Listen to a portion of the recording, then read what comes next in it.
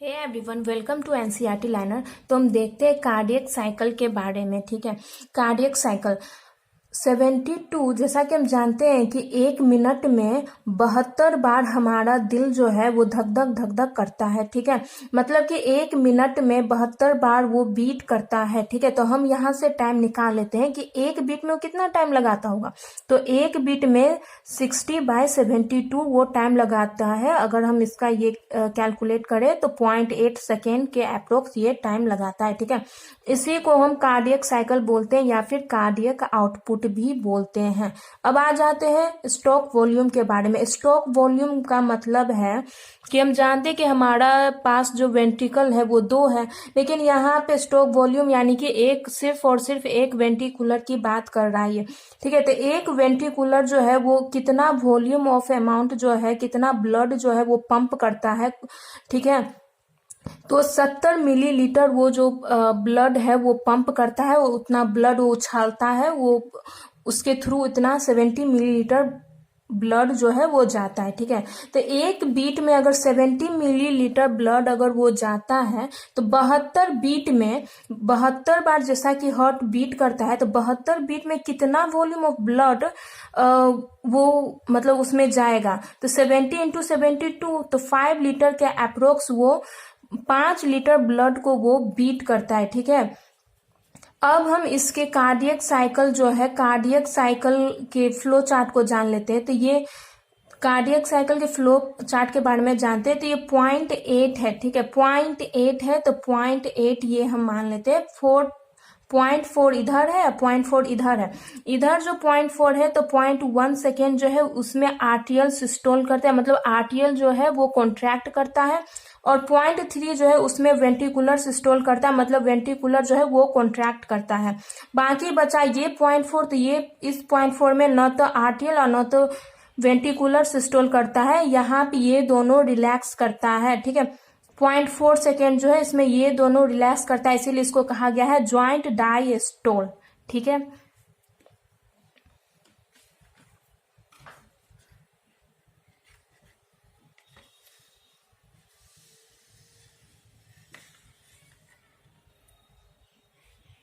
अब हम इलेक्ट्रोकार्डियोग्राफ के बारे में जान लेते हैं। ठीक है, ईसीजी। ठीक है, तो ये जनरली वैसे पेशेंट में होता है जिसको हार्ट से रिलेटेड कोई डिजीज हो। ठीक है, वैसे कंडीशन में ये डॉक्टर लोग जो है वो बोलते हैं कि ईसीजी करवा लीजिए आप। ठीक है, तो इसमें देखते हैं कि क्या होता है। ठीक है, तो 3 लीड्स जो है वो लगाना पड़ता है ताकि इस तरह का डायग्राम आए। ठीक है, 3 लीड्स लगाना पड़ता है जैसा कि हम देखते हैं फिल्मों में।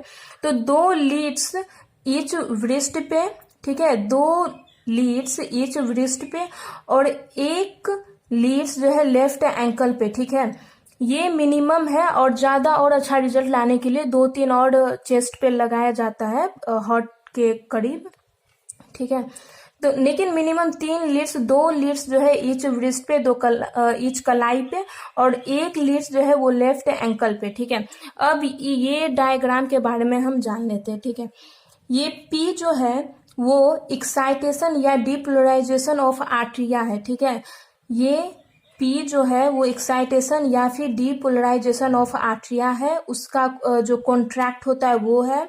और QRS जो है वो डीपोलराइजेशन ऑफ वेंट्रिकुलर है, और ये T जो है रीपोलराइजेशन ऑफ वेंट्रिकुलर, या फिर हम ये भी बोल सकते हैं कि end of systole.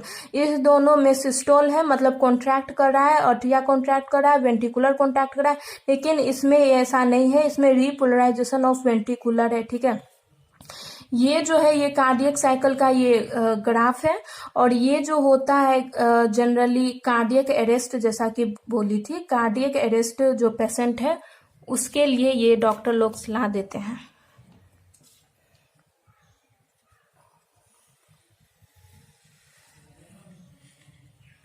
Regulation of activity, cardiac activity की बात कर ले तो पहले हम हार्ट के बारे में जानते हैं। हार्ट जो है ऑटो रेगुलेटेड है, मतलब वो अपने आप धक धक धक धक करता है। ठीक है, उसके लिए कोई बाहर से करंट देने की जरूरत नहीं पड़ता है, वो खुद ही नोडल टिश्यू जो है वो ऐसे नोड जो है वो ही उसको मतलब एक करेंट एक्शन पोटेंशियल प्रोवाइड करता है, उसी से वो अपने आप धक धक करता है। तो इसीलिए इसी को ऑटो रेगुलेटेड कहा गया है, ठीक है।